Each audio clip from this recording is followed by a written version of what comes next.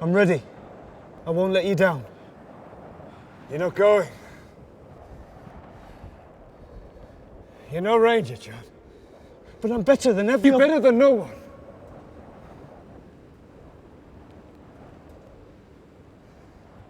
Here, a man gets what he earns, when he earns it.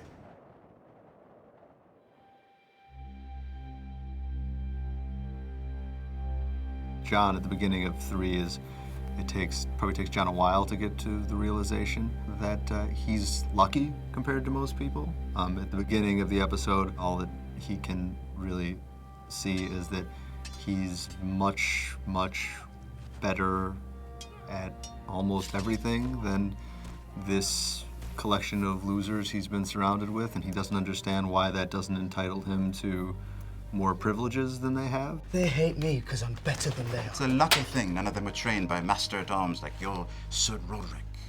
I don't imagine any of them have ever held a real sword before they came here.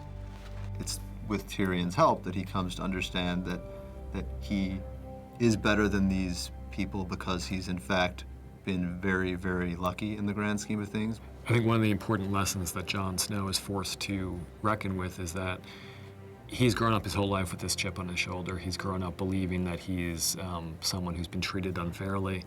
And then one day he joins a group of people who have lived monstrously more difficult lives than he ever has. So Jon didn't have the easiest life because he was, a bastard growing up with his family, but at the same time, he's a rich kid. I mean, he grew up in a castle. So Jon's forced to realize that as hard as he thought his life was, there are many, many people out there who have had it much worse than he has. Take care, Snow.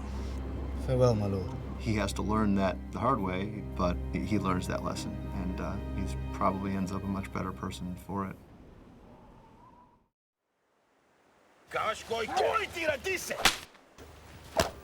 One of Dany's characteristics that comes to be incredibly important as the story progresses is her hatred of slavery. And I think part of the reason she has great sympathy for slaves is that she's grown up in a situation where she's had no power. She's basically been forced to follow the whims of her brother her entire life. I am Lord of the Seven Kingdoms.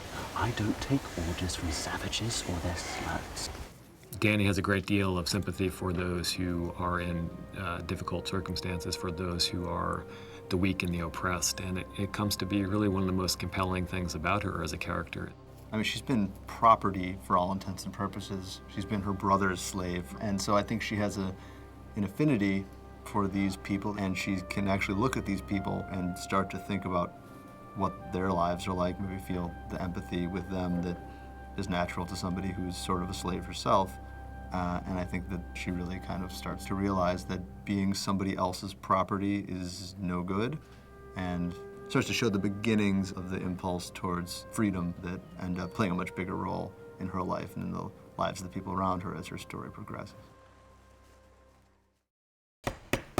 Enough of that, young lady. Eat your food. I'm practicing. Practicing for what? The prince. Arya's grown up in a world where the roles that are set aside for girls are very limited and definitely do not involve wielding swords. What's happening here? Arya would rather act like a beast than a lady.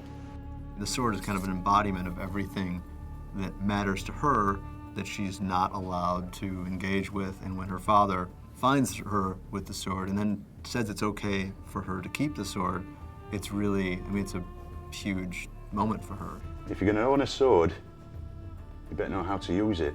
She's really being told in a way like, I'm the person who is the master of your fate, and I am going to let you become the person you were meant to be, or at least far more of that person than you ever thought was ever going to be a real possibility for you.